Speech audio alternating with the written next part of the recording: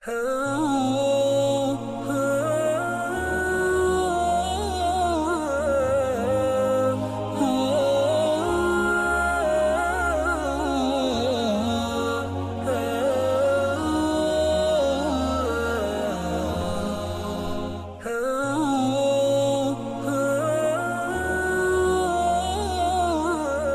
بالله من الشيطان اللعين الرجيم بسم الله الرحمن الرحيم الحمد لله نحمده ونستعينه ونستغفره ونؤمن به ونتوكل عليه ونعوذ بالله من شرور أنفسنا ومن سيئات أعمالنا من يهد الله فلا مضل له ومن يضلل له فلا هادي له وأشهد أن لا إله إلا الله وحده لا شريك له وأشهد أن سيدنا ومولانا محمد عبده ورسوله اللهم صل على محمد وعلى آل محمد كما صليت على إبراهيم وعلى آل إبراهيم إنك حميد مجيد اللهم بارك على محمد وعلى آل محمد كما باركت على إبراهيم وعلى آل إبراهيم إنك حميد مجيد أما بعد السلام علیکم ورحمۃ اللہ وبرکاتہ۔ ہم ایک امت پہ میں سید ارمان چشتی بذریعے اس چینل کے آپ کا استقبال کرتا ہوں۔ اس موضوع سے قبل ہم حضور نبی کریم صلی اللہ علیہ وآلہ وسلم کی آمد سے پہلے عرب کے حالات غور کر چکے ہیں، اور آج کا ہمارا موضوع ہے عرب کی جیوگرافی اور آپ صلی اللہ علیہ وآلہ وسلم کا شجرہ نسب۔ اگر ہم عرب کی جغرافی کو دیکھیں تو یہ بر اعظم ایشیا کے مغرب میں ہے۔ اس بر اعظم کے 3 طرف سمندر ہے اور چوتھی طرف دریائے فرات، اس لیے اسے جزیرۃ العرب بھی کہا جاتا ہے۔ اس کے شمال میں شام اور عراق ہے، مغرب میں بحر الاحمر ریڈ سی ہے، اور اس کے جنوب میں بحر عرب عربین سی، اور اس کے مشرق میں عمان ہے۔ اب ہم ملک عرب میں شہر مکہ کی بات کریں تو یہ عرب کے مغرب میں موجود ہے۔ حجاز کا یہ مشہور شہر مکہ مشرق سے جبل ابو قبیس اور مغرب سے جبل کوہ کیان اور بہت سی چھوٹی پہاڑیوں سے گھرا ہے۔ اسی شہر میں آپ صلی اللہ تعالی علیہ وسلم کی ولادت باسعادت ہوئی۔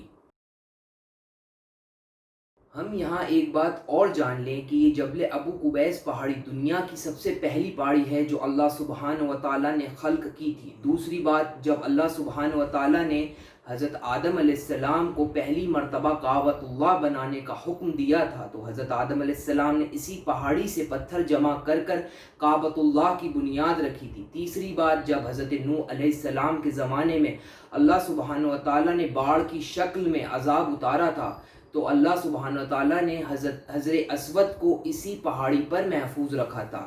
چوتھی بات، جب آپ صلی اللہ علیہ وآلہ وسلم نے چاند کے 2 ٹکڑے کیے تھے تو ایک ٹکڑا اس پہاڑی کے مشرق میں اور ایک ٹکڑا اس پہاڑی کے مغرب میں چلا گیا تھا، جس کو اللہ سبحانہ و تعالیٰ قرآن شریف کی سورہ القمر کی آیت 1 اور 2 میں ارشاد فرماتا ہے، بسم اللہ الرحمن الرحیم، اقتربت الساعۃ وانشق القمر وان یروا آیۃ یعرضوا ویقولوا سحر مستمر۔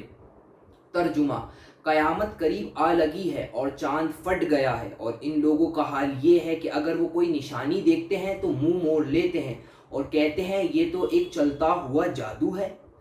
پانچویں بات، حضرت علی ابن ابی طالب علیہ السلام نے اسی پہاڑی پہ سے 3 دن بعد آپ صلی اللہ علیہ وآلہ وسلم کی ہجرت کا اعلان کیا تھا۔ چھٹی بات، بنی امیہ کے گورنر حجاج بن یوسف نے عبد الملک بن مروان کے کہنے پر 692 عیسوی میں کعبہ شریف پر بڑی گلیلوں سے اسی پہاڑی سے پتھر پھینکے تھے۔ اور 7ویں بات، آج اس پہاڑی پر عرب کے بادشاہ کا محل بنا ہے۔ یہ شہر مکہ ریتیلے میدانوں سے گھرا ہے اور پہاڑیوں کے بیچ میں بسا ہے۔ اسی شہر مکہ میں آپ صلی اللہ علیہ وآلہ وسلم کی ولادت باسعادت ہوئی۔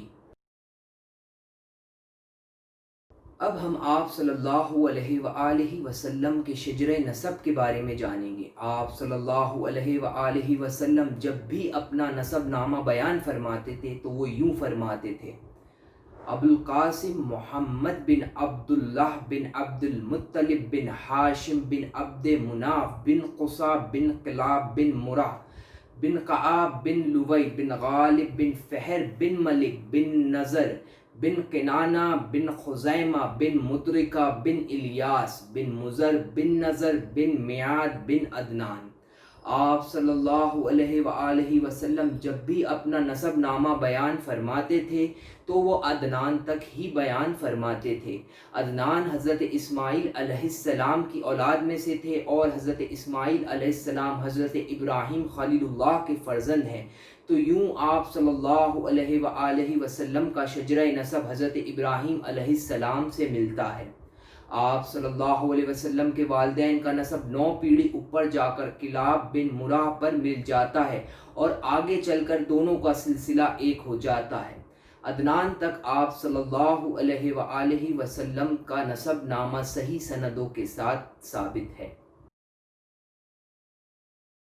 اب اگر ہم آپ صلی اللہ علیہ وسلم کے خاندانی شرافت کی بات کریں تو آپ صلی اللہ علیہ وسلم کا خاندان و نسب تمام دنیا کے خاندانوں میں اشرف و اعلیٰ ہے، اور یہ وہ حقیقت ہے کہ آپ کے بدترین دشمن کفار مکہ بھی اس کا انکار نہ کر سکے۔ ابو سفیان جب کفر کی حالت میں تھا تو بادشاہ روم ہرقل کے دربار میں اس حقیقت کا اقرار کیا کہ ہوا فینا جن نسب، یعنی نبی صلی اللہ علیہ وآلہ وسلم عالی خاندان میں سے ہیں۔ یہ پورا واقعہ صحیح البخاری حدیث نمبر 7 میں موجود ہے۔ حالانکہ ابو سفیان اس وقت حضور نبی کریم صلی اللہ علیہ وسلم کا خلا دشمن تھا اور آپ صلی اللہ علیہ وسلم کا وقار گرانے کی کوشش کر رہا تھا، لیکن اسے کوئی گنجائش نہ ملی تو نہ کر سکا۔ آپ صلی اللہ علیہ وآلہ وسلم کی خاندانی شرافت کی تعلق سے کچھ اور حدیثیں سنیں۔ صحیح البخاری حدیث نمبر 3557۔ حضرت ابو ہریرہ رضی اللہ عنہ بیان کرتے ہیں کہ رسول اللہ صلی اللہ علیہ وسلم نے فرمایا، میں آدم علیہ السلام سے لے کر برابر آدمیوں کی بہتر کرنوں میں ہوتا آیا ہوں، یعنی شریف اور پاکیزہ نسلوں میں، یہاں تک کہ وہ کرن آئی جس میں میں پیدا ہوا۔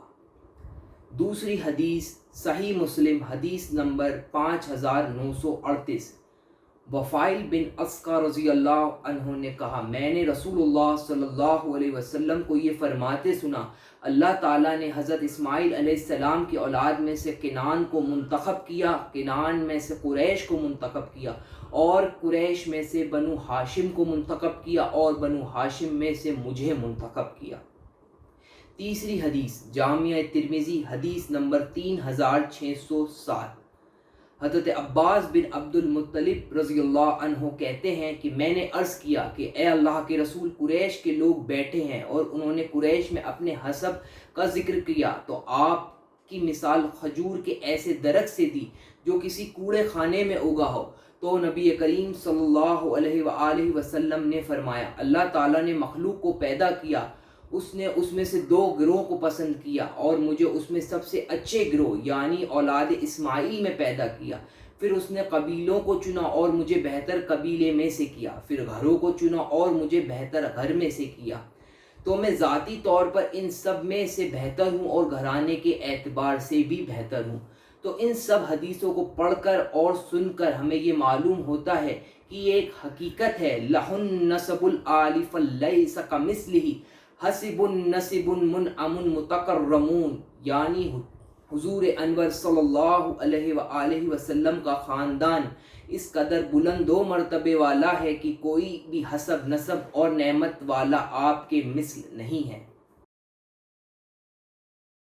آپ صلی اللہ علیہ وآلہ وسلم کے خاندان نبوت میں سبھی حضرات اپنی خصوصیات کی وجہ سے بڑے نامی گرامی ہیں، مگر چند حضرات ایسے ہیں جو بڑے مشہور ہیں۔ ان میں سے ایک فہر بن ملک ہیں جن کا لقب قریش ہے اور ان کی اولاد ہی قریشی کہلاتی ہے۔ فہر بن ملک کو قریش اس لیے کہتے ہیں کہ قریش ایک سمندری جانور ہے جو بہت طاقتور ہوتا ہے اور تمام سمندری جانوروں کو کھا ڈالتا ہے۔ یہ تمام جانوروں پر ہمیشہ غالب رہتا ہے اور کبھی مغلوب نہیں ہوتا۔ چونکہ فہر بن ملک اپنی شجاعت اور خوددار طاقت کے بنا پر تمام قبائل عرب پر غالب تھے تو تمام اہل عرب آپ کو قریش کے لقب سے پکارنے لگے۔ آپ صلی اللہ علیہ وآلہ وسلم کے والد والدہ کا سلسلہ نسب فہر بن ملک سے ملتا ہے، اس لیے حضور صلی اللہ علیہ وآلہ وسلم ماں باپ دونوں کی طرف سے قریشی ہیں۔ آپ صلی اللہ علیہ وآلہ وسلم کے پردادا حضرت ہاشم بڑی شان و شوکت کے مالک تھے۔ ان کا اصلی نام عمرو تھا۔ انتہائی بہادر، بے حد سخی اور اعلیٰ درجے کے مہمان نواز تھے۔ ایک سال عرب میں بہت قحط پڑ گیا اور لوگ دانے دانے کو محتاج ہو گئے، تو یہ ملک شام سے خشک روٹیاں خرید کر حج کے دنوں میں مکہ پہنچے اور روٹیوں کو چور کر اونٹ کے گوشت کے شوربے میں سرید بنا کر تمام حاجیوں کو خوب پیٹ بھر کر کھلایا۔ اس دن سے لوگ آپ کو ہاشم، روٹیوں کا چورا کرنے والا، کہنے لگے۔ چونکہ آپ عبد مناف کے تمام لڑکوں میں بڑے اور باصلاحیت تھے، اس لیے عبد مناف کے بعد کعبۃ اللہ کے متولی بنے۔ آپ کا نکاح یثرب میں قبیلہ خزرج کے ایک سردار عمرو کی صاحبزادی سے ہوا جن کا نام سلمہ تھا، اور ان کے صاحبزادے حضرت عبد المطلب ہوئے۔ حضرت ہاشم 25 سال کی عمر میں شام کے راستے میں بمقام غزہ میں پردہ فرما لیا، اور حضرت عبد المطلب یثرب میں اپنے نانا کے گھر پلے بڑھے۔ آپ صلی اللہ علیہ وآلہ وسلم کے دادا کا اصلی نام شیبہ ہے، عربی میں شیبہ بوڑھے کو کہتے ہیں۔ آپ کی پیدائش کے وقت آپ کے بال سفید تھے۔ آپ کا نام عبد المطلب ہونے کے پیچھے بھی ایک واقعہ ہے۔ جب مطلب اپنے بھتیجے شیبہ کو یثرب سے لے کر مکہ آ رہے تھے تو راستے کے گردآلود ماحول کے باعث شیبہ کے سفید بال اور کپڑوں پر بھی گردی گرد ہو گئی۔ جب مطلب اپنے بھتیجے شیبہ کے ساتھ مکہ میں داخل ہوئے تو لوگوں نے اس بچے کو ہولیے دیکھ کر اسے عبد المطلب یعنی مطلب کا غلام کہہ کر خطاب کیا، اور یہی شیبہ نام کا بچہ آگے جا کر عبد المطلب کے نام سے مشہور ہوا۔ آپ بچپن سے ہونہار تھے اور آپ کے چاچا نے آپ کی پرورش کی تھی۔ جب آپ کے چچا مطلب کا انتقال ہو گیا تو کعبہ کے متولی اور قبیلے کے سردار آپ بنے۔ ایک زمانے میں قبیلہ بنو جہرم نے زمزم کے کنویں کو بند کر دیا تھا اور اس کا نشان مٹا دیا تھا، لوگ اس کے بارے میں بھول چکے تھے۔ اللہ نے اپنی اس مقدس نشانی کو تا قیامت تک کے لیے اپنے نیک بندوں کے لیے جاری رکھنا تھا۔ حضرت عبد المطلب کو اللہ کی طرف سے زمزم کی جگہ کھدائی کرنے کا الہام ہونے لگا۔ آخر آپ نے جب اس جگہ کی کھدائی شروع کی تو مکہ کے کئی قبیلے آپ کے مخالف ہو گئے۔ ان کا ترک تھا کہ اس جگہ کھدائی کرنے سے قبیلوں پر عذاب آ جائے گا۔ آپ نے ان کی پرواہ نہ کرتے ہوئے اپنے کام کو جاری رکھا۔ تھوڑی کھدائی پر اس جگہ پر ہرن اور کچھ اوزار نکلے۔ اب جو لوگ آپ کے اس کام کی مخالفت کر رہے تھے انہوں نے بھی اس کام کی مخالفت نہ کرنے کے عوض میں اس دفینے سے اپنا حصہ مانگا۔ یہاں اس بات سے یہ پتہ چلتا ہے کہ اللہ نے اپنی اس مقدس نشانی کو ظاہر کرنے کے لیے حضرت عبد المطلب کا انتخاب کیا۔ آپ کی محنت اور جد و جہد کی بدولت زمزم کا کنواں تا قیامت تک کے لیے امت رسول کے لیے جاری ہوا۔ آپ بہت عبادت گزار پرہیزگار تھے۔ رمضان کے مہینوں میں اکثر غار حرا میں جا کر اعتکاف کیا کرتے تھے۔ آپ صلی اللہ علیہ وسلم کا نور نبوت آپ کی پیشانی پر چمکتا تھا۔ عرب والے خصوصاً قریش والے آپ کی بڑی تعظیم کرتے تھے۔ مکہ والوں پر جب بھی کوئی مصیبت آتی تھی تو وہ آپ کو پہاڑ پر لے کر آپ کا وسیلہ بنا کر دعا مانگتے تھے۔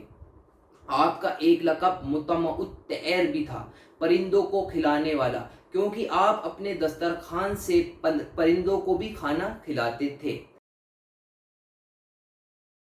اصحاب فیل کا واقعہ آپ کے وقت میں پیش آیا۔ مکہ کی شہرت کو دیکھتے ہوئے یمن اکسوم کے بادشاہ ابرہہ نے حاجیوں کے جانے کے راستے میں ایک گرجا تعمیر کرایا تاکہ حج پہ جانے والے لوگ اس اور مائل ہوں اور اس گرجا کا حج کریں، لیکن اس کا یہ منصوبہ کامیاب نہ ہوا۔ اسی دوران جب مکہ والوں کی اس کی خبر ہوئی تو قبیلہ بنی کنان کا ایک شخص اس گرجا میں غلاظت و نجاست پھیلا کر آ گیا۔ اس حادثے کے بعد ابرہہ ہاتھیوں کی ایک بڑی فوج لے کر کعبۃ اللہ کو ڈھانے کی غرض سے مکہ پہنچا اور وہاں لوگوں کے مال مویشی سب اپنے قبضے میں لے لیے۔ لوگوں نے اپنی پریشانی حضرت عبد المطلب کو بتائی اور مدد کی گہار لگائی۔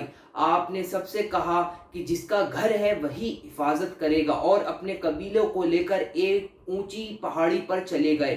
اللہ نے اپنے گھر کی حفاظت کے لیے ایک چھوٹے سے پرندے ابابیل کے ذریعے ہاتھیوں پر کنکریاں پھینکوائیں، اور ابرہہ کی پوری فوج نیست و نابود ہو گئی۔ یہ پورا واقعہ سورہ فیل نمبر 105 میں تفصیل سے بیان ہے۔ بسم اللہ الرحمن الرحیم۔ الم تر کیف فعل ربک باصحاب الفیل الم یجعل کیدہم فی تضلیل وارسل علیہم طیرا ابابیل ترمیہم بحجارۃ من سجیل فجعلہم کعصف معقول۔ ترجمہ: کیا تم نے نہیں دیکھا تمہارے پروردگار نے ہاتھی والوں کے ساتھ کیسا معاملہ کیا؟ کیا اس نے ان لوگوں کی ساری چالیں بیکار نہیں کر دی تھی اور ان پر گول کے گول پرندے چھوڑ دیے تھے جو ان پر پکی مٹی کے پتھر پھینک رہے تھے، چنانچہ انہیں ایسا کر ڈالا جیسے کھایا ہوا بھوسا۔ یہ سورہ فیل کا واقعہ حضور نبی کریم صلی اللہ علیہ وآلہ وسلم کی پیدائش سے 55 دن پہلے ہوا ہے۔ تو 120 سال کی عمر میں حضرت عبد المطلب نے دنیا سے پردہ فرما لیا۔ حضرت عبداللہ آپ صلی اللہ علیہ وآلہ وسلم کے والد ماجد ہیں۔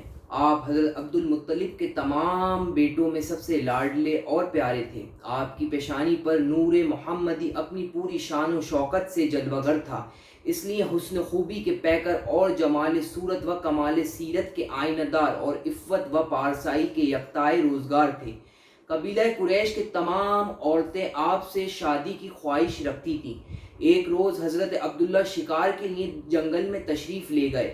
ملک شام کے یہودی چند علامتوں سے پہچان گئے کہ یہ نبی آخر کے والد ہیں، چنانچہ ان یہودیوں نے حضرت عبداللہ کے قتل کرنے کی سازش رچی، اور اللہ رب العزت نے اپنی غیبی مدد سے آپ کو ان یہودیوں سے بچا لیا۔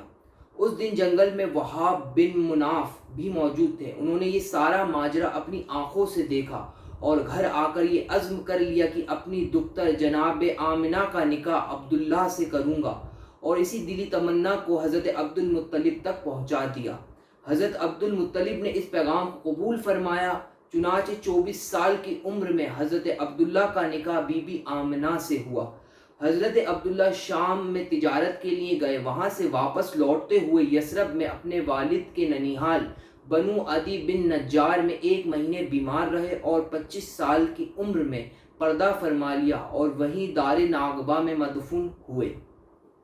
درود شریف کے ساتھ میرے اس موضوع کا میں اختتام کرتا ہوں، اور انشاءاللہ اگلے موضوع میں ہم آپ صلی اللہ علیہ وآلہ وسلم کی ولادت باسعادت اور آپ کے بچپن کے بارے میں جانیں گے۔